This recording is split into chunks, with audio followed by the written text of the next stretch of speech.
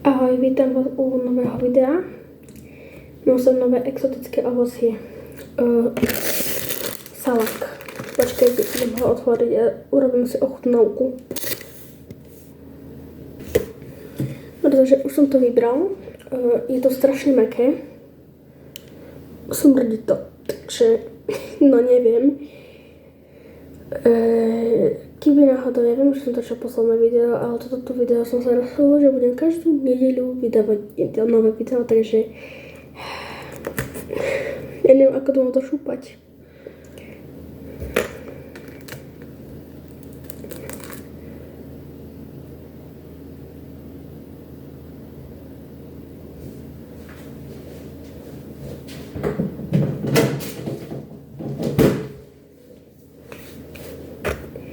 Ľudia, ja som tam mal larvu.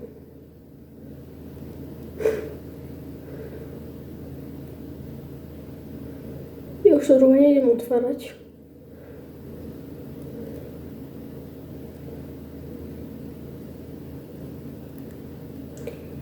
Dokonca larvy na stole.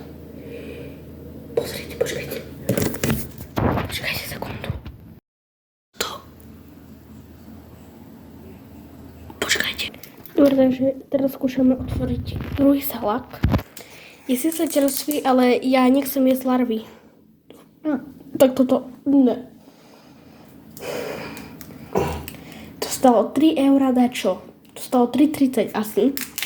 A my dostaneme larvy.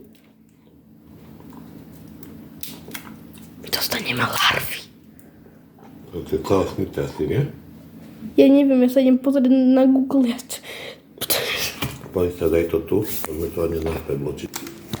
Dobre ľudia, takže toto tu, akože sme si kúpili za 3 €. Dobre, tak to sa nemienim.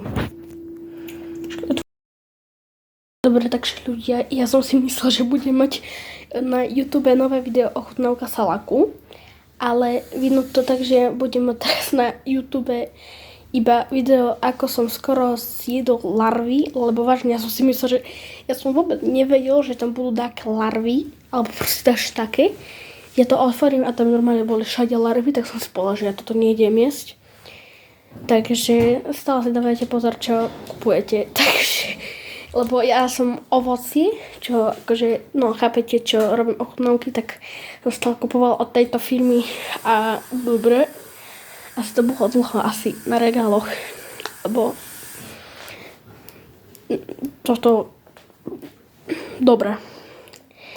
Ja sa s vami zatiaľ lúčim a čau.